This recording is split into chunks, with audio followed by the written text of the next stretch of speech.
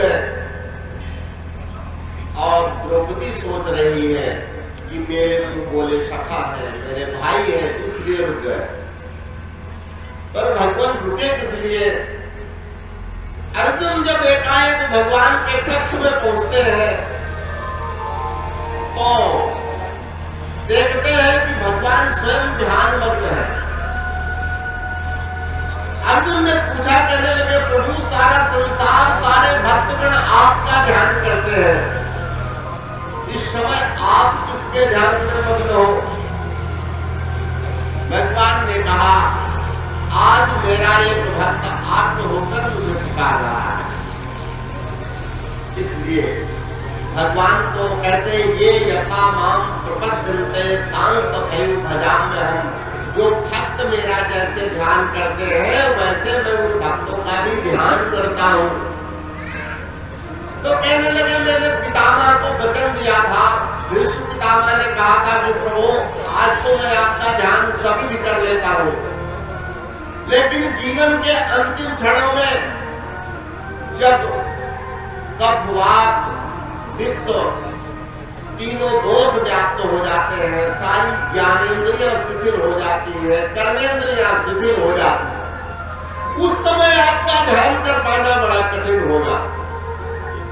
भगवान ने कहा कोई चिंता न करो, उस समय मैं खुद आपके पास चल के आ जाऊंगा। आज पितामह सरसैया पर पड़े हुए हैं, सूर्य उत्तरायण आ रहे हैं और भगवान के ध्यान में मग्न है। इसलिए प्रभु ने सारे पांडवों को लेकर के अब पितामह के पास गए। एक बात और थी कि भगवान इसी बहाने धर्मराज को ज्ञान का उपदेश दिलाना चाहते थे, क्योंकि धर्मराज के अंदर एक अपराध बोध था। महाभारत में 18 छोड़ी सेना थी, इतनी सेना मारी गई, बहुत सारी माताओं के लाल काल कवलित हुए, बहुत सारी बहनों के भाई मारे गए, बहुत सारी महिलाओं के पति मारे गए। तो उस समय महाभारत युद्ध के कारण हाहाकार मचा हुआ था। धर्मराज उस अपराध बोध से ग्रस्त थे।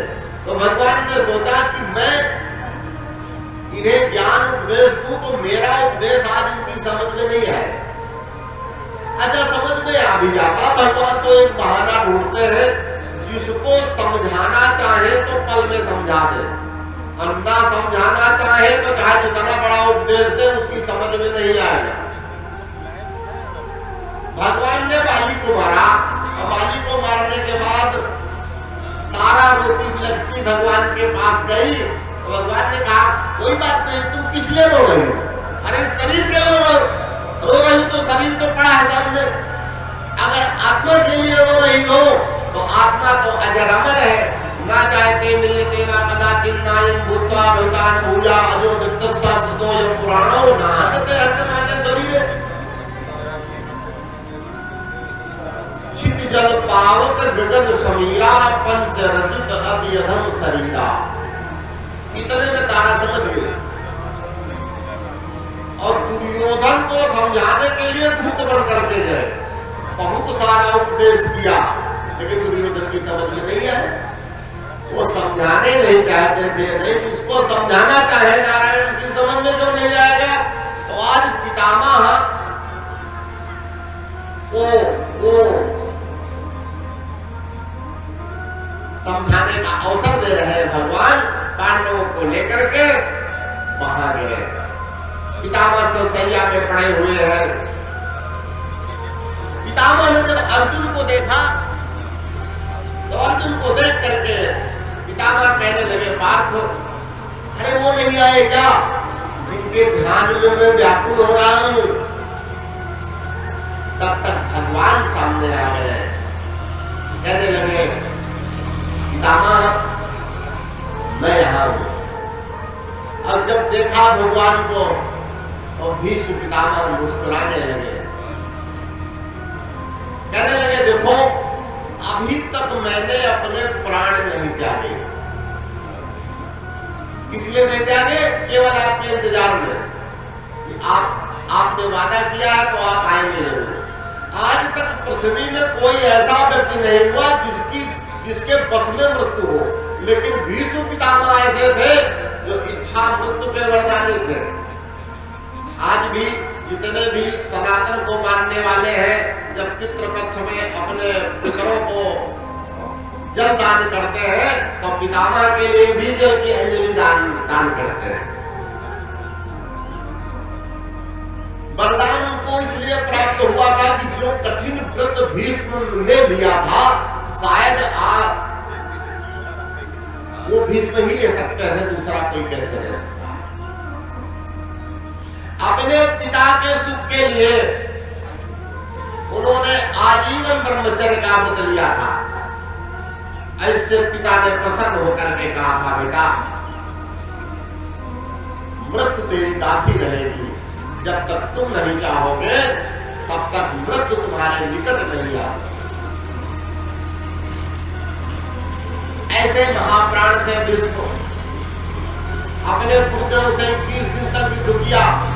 21वें दिन परशुराम जी ने धनुष बाण रख दिए और ये प्रतिज्ञा उन्होंने की थी कि आज से मैं अपने किसी क्षत्रिय कुमार को बाण विद्या नहीं सिखाऊंगा। तो पितामह कहने लगे, सदैव देवो भगवान प्रतीक्षताम् कलेवरं यावदिदं हिमोम्यहम् प्रसन्नहासारुणलोचनो लसत् मुखाम्बुजो ध्यानपतश्चतुर्भुजा।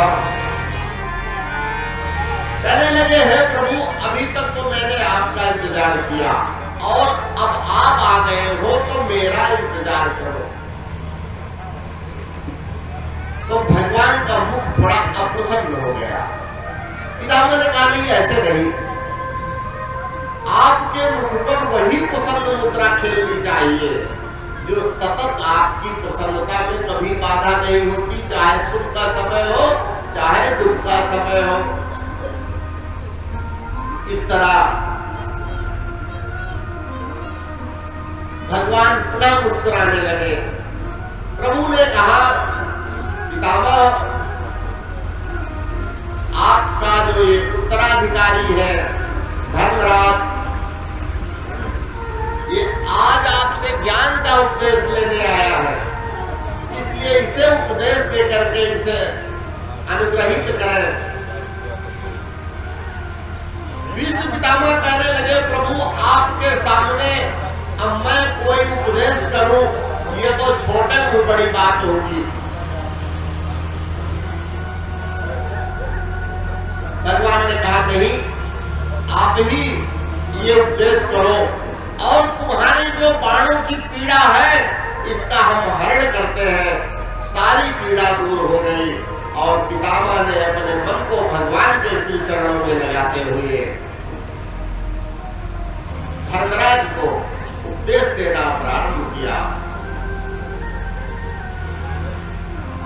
दान धर्मान मोक्ष धर्मान राजधर्मान विभागसा स्त्री धर्मान भगवत धर्मान समासव्यासयो महतो। दान कैसे करना चाहिए, कब करना चाहिए, कहाँ करना चाहिए, किसको करना चाहिए, इस तरह दान का महत्व बताया भीष्म पितामह ने।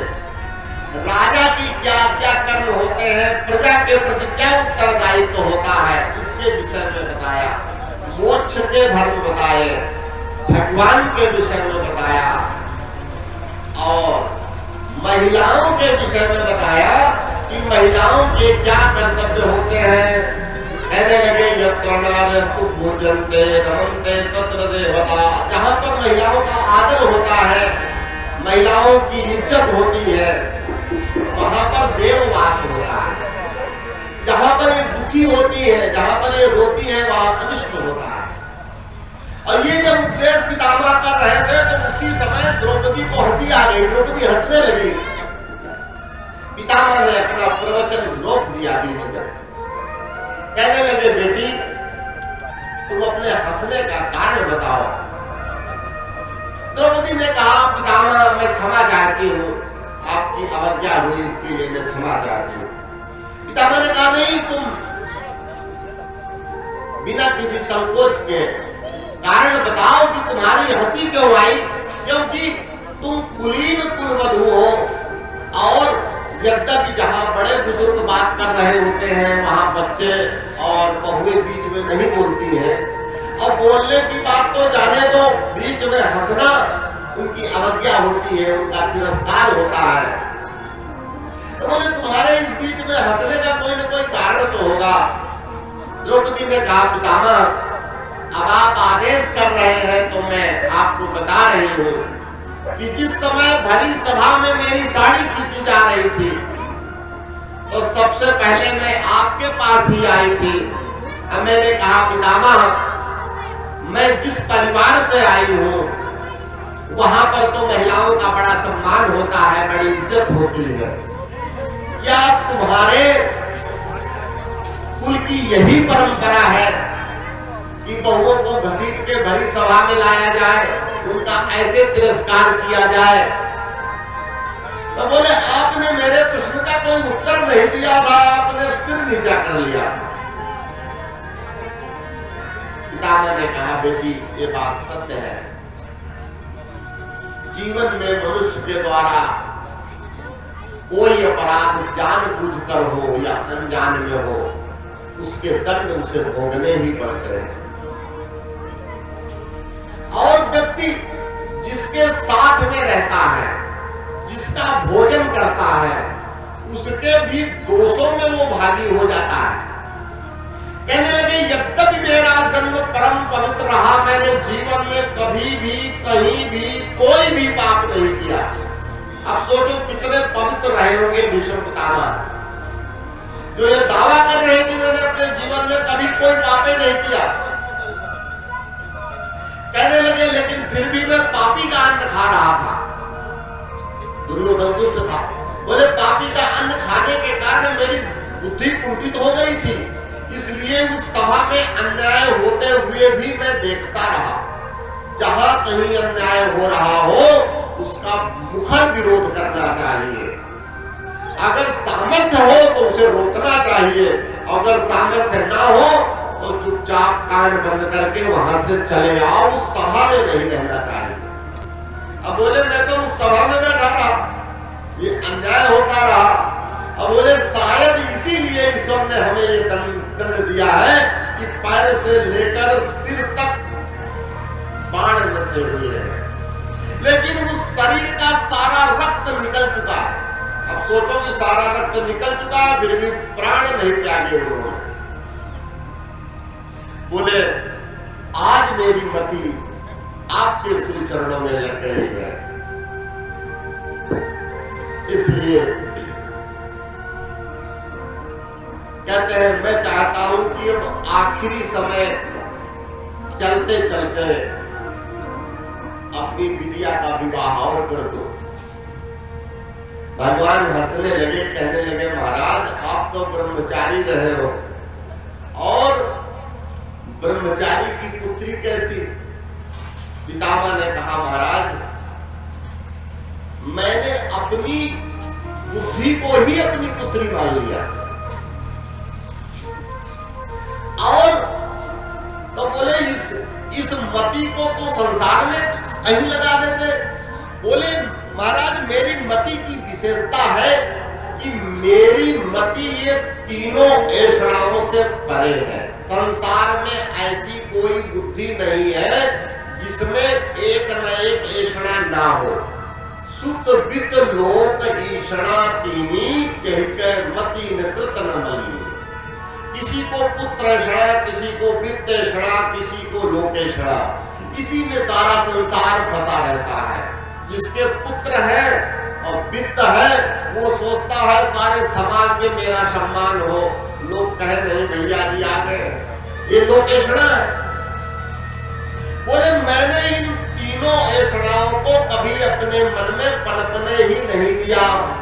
अखंड ब्रह्मचर्य का व्रत लेकर के पुत्रेषणा को ही समाप्त किया।